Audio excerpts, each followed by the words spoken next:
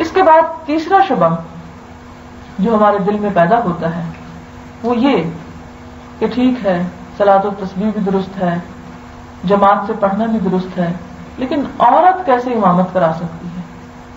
عورت جماعت نہیں کرا سکتی. وہ غلط فہمی بھی دور کر لیجئے، اس لیے کہ حضرت عائشہ سے روایت ہے کہ انہوں نے عورتوں کی جماعت کروائی اور ان کی صف کے درمیان میں ہی کھڑی ہوئی. مردوں کی طرح وہ الگ نکل کر صف سے باہر نہیں کھڑی ہوتی، لیکن اسی صف کے اندر دیگر خواتین کے ساتھ کھڑے ہو کر جماعت کروانے کا ثبوت حضرت عائشہ سے ملتا ہے. اس حدیث کو مصنف عبدالرزاق نے روایت کیا ہے. ایک اور حدیث ہے جسے دارقطنی اور بہقی نے روایت کیا ہے، یہ حدیث کی 2 کتابیں ہیں، کہ حضرت عائشہ نے خواتین کو جماعت کرائی، امامت کرائی اور ان کے درمیان کھڑی ہوئی، اور یہ نماز فرض نماز تھی.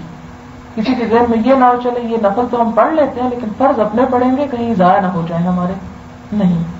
تیسری روایت مصنف عبدالرزاق ہی کی ہے کہ حضرت ام سلمہ نے عصر کی نماز خواتین کو جماعت سے پڑھائی اور ان کے درمیان کھڑی ہوئی. چوتھی روایت سنن نبی داؤد اور صحیح ابن خزیمہ کی ہے، جس میں حضرت ام ورقہ جو اسلام میں سب سے پہلی حافظ خاتون تھی، انہیں نبی صلی اللہ علیہ وسلم نے حکم دیا کہ وہ اپنے گھر والوں کی فرائض میں فرض نمازوں میں جماعت کرایا کریں، اور ان کے لیے باقاعدہ مؤذن بھی مقرر کیا کہ وہ اذان دے گا اور یہ بچوں کو، گھر والوں کو، محلے کی خواتین کو فرائض میں جماعت کروا دیا کریں. ام ورقہ جو تھی یہ انصاری خاتون تھی، حضور صلی اللہ علیہ وسلم ان سے ملنے کے لیے ان کے گھر تشریف لے جایا کرتے تھے اور انہیں ان کی زندگی میں شہیدہ کہہ کے پکارتے تھے.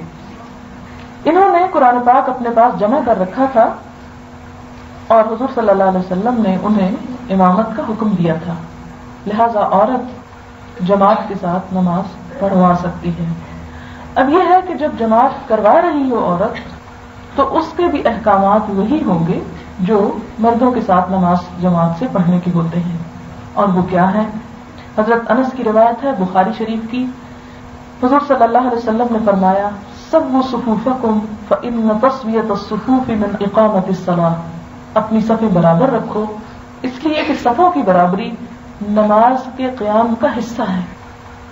اگر صف برابر نہیں ہوگی تو نماز ادا نہیں ہوگی.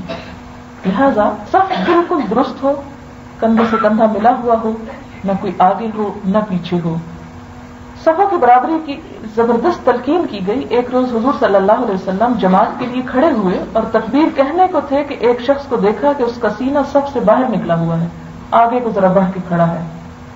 آپ صلی اللہ علیہ وسلم نے فرمایا برابر اور سیدھی کرو اپنی صفوں کو ورنہ اللہ تمہاری ذاتوں میں اختلاف ڈال دے گا. حضرت انس سے روایت ہے کہ حضور صلی اللہ علیہ وسلم نے فرمایا رسوا صفوفکم وقاربوا بینہا، صفیں بالکل درست سیدھی کرو اور ان کے درمیان قرب رکھو. یہ نہیں کہ ایک صف وہاں کھڑی ہے اور دوسری آدھے میں کھڑی اور تیسری وہاں کھڑی ہے. قاربوا بینہا، آپس میں انہیں قریب قریب رکھو، صرف اتنا فاصلہ اگلی صف کے درمیان ہونا چاہیے جس میں انسان آسانی سے سجدہ کر سکے. اسی طرح ایک اور مرتبہ حضور صلی اللہ علیہ وسلم نے 3 بار تاکید کر کے فرمایا کہ صف جو ہے وہ بالکل برابر کر لو. ایک اور مرتبہ حضور صلی اللہ علیہ وسلم نے فرمایا، ابو داؤد کی روایت ہے، آپ نے فرمایا شیطان کے لیے صفوں کے بیچ میں جگہ نہ چھوڑو، اور جو شخص صف ملائے گا اللہ بھی اسے اپنی رحمت سے ملائے گا، اور جو صف کاٹے گا اللہ بھی اسے کاٹے گا.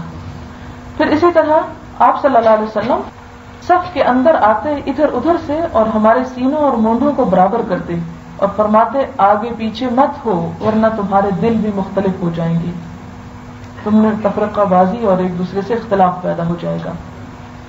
پھر اسی طرح آپ کو یاد ہو اقبال نے بھی کہا تھا کہ مسلمانوں میں خون باقی نہیں ہے، محبت کا جنون باقی نہیں ہے، صفے کج دل پریشان سجدہ بے ذوق کہ جذب اندرون باقی نہیں ہے. اور یہ واقعی آج کے مسلمان کی صحیح تصویر اقبال نے کھینچی کہ جتنا بھی سمجھاؤ کہ سب درست کرو پرواہ ہی نہیں اس بات کی. وہ کہتے ہیں شاید کوئی بیکار میں بول رہا ہے. اور خصوصی طور پر اس کا مظاہرہ آپ وہاں دیکھیں حرم شریف میں جہاں عموماً خواتین کو علم نہیں ہوتا اور اگر کوئی بھولے تو ان سے کہہ بھی دے کہ ذرا ساتھ ہو جائیں. تو میرے اپنے ساتھ یہ ہوا کہ کہنے لگی خاتون کہ مجبوری کیا ہے. گویا خدا نہ خواستہ مجھے کوئی خوف تھا کہ اگر وہ جگہ بیچ میں خالی ہوئی تو کوئی نقصان ہو جائے گا، لیکن یہ جہالت کا عالم ہے کہ وہ بنیادی فرائض تک ان سے بھی ہم غافل ہیں، لیکن پھر فخر کرتے ہیں کہ ہم حج کر آئے ہیں اور ساری عمر کے لیے حاجی اور الحاج بن جاتے ہیں. اسی طرح صف میں امام جو کرائے گا وہ بالکل صف کے درمیان میں ہونا چاہیے. حضور صلی اللہ علیہ وسلم نے فرمایا توسط الامام وسد الخلل، امام کو درمیان میں رکھو، یعنی امام درمیان میں ہوگا اور دونوں طرف برابر کی صف پھیلے گی. یہ نہیں کہ وہ ایک کونے میں ہوگا یا دوسرے کونے میں، بالکل عین سینٹر میں. اسی طرح پیچھے اکیلے نماز پڑھنے سے بھی منع فرمایا. حضور صلی اللہ علیہ وسلم نے ایک شخص کو دیکھا کہ وہ صف سے پیچھے الگ ہو کے نماز پڑھ رہا ہے. وہ نماز جب پڑھ چکا تو آپ نے فرمایا کہ نماز لوٹاؤ، اس لیے کہ یہ نماز ہوئی ہی نہیں. یا تو یہ کہ اپنی الگ نیت کرو، اور اگر امام کے پیچھے ہے نیت تو اس صورت میں صف کے اندر ہو جاؤ.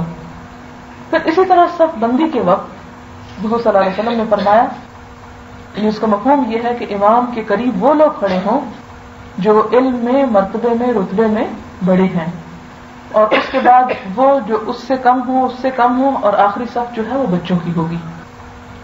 اسی طرح ایک اور اہم بات نماز جماعت کے ساتھ پڑھنے میں یہ ہے، بخاری اور مسلم کی روایت ہے، آپ نے فرمایا لا تبادر الامام، امام سے سبقت نہ کرو، اس سے آگے مت بڑھو. اذا کبر فکبروا، جب وہ اللہ اکبر کہہ چکے تو اللہ اکبر کہو. واذا قال ولا الضالین، جب ولا الضالین بول چکے فقولوا آمین، تو بعد میں آمین کہو. یہ نہیں کہ وہ ولا الضالین کہہ رہا اور ساتھ آپ آمین کا شور مچا رہے ہیں. وَإِذَا رَكَعَ، جب وہ رکوع کو چلا جائے فَارْكَعُوا، تو رکوع کرو.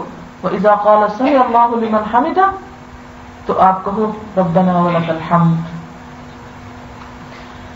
حضور صلی اللہ علیہ وسلم پیشانی زمین پر رکھ چکتے تو پھر صحابہ کرام قوموں سے جھکتے تھے، یعنی اس وقت تک یوں بھی نہیں کرتے تھے جب تک آپ کی پیشانی زمین پہ نہ چلی جاتی. ایک اور جگہ پر حضور صلی اللہ علیہ وسلم نے فرمایا کہ مجھ سے آگے مت بڑھو رکوع میں، سجود میں، قیام میں اور سلام پھیرنے میں. یہ سب چیزیں تم بعد میں فالو کرو گے. بخاری اور مسلم کی روایت ہے، حضور صلی اللہ علیہ وسلم نے فرمایا وہ شخص جو امام سے پہلے اپنا سر اٹھا لیتا ہے کیا اس بات سے نہیں ڈرتا کہ اللہ اس کے چہرے کو گدھے کے چہرے سے بدل ڈالے. ایک اور جگہ پر آپ نے فرمایا، بخاری ہی کی روایت ہے، جو شخص امام سے قبل سر اٹھاتا ہے یا سجدے میں پہلے چلا جاتا ہے اسے جان لینا چاہیے کہ اس کی پیشانی شیطان کے ہاتھ میں ہے. اگر امام کچھ بھول جائے، چونکہ وہ انسان ہے، معصوم اگر خطا نہیں ہے، تو مقتدیوں کو سبحان اللہ کہہ کر اسے یاد کرانا چاہیے.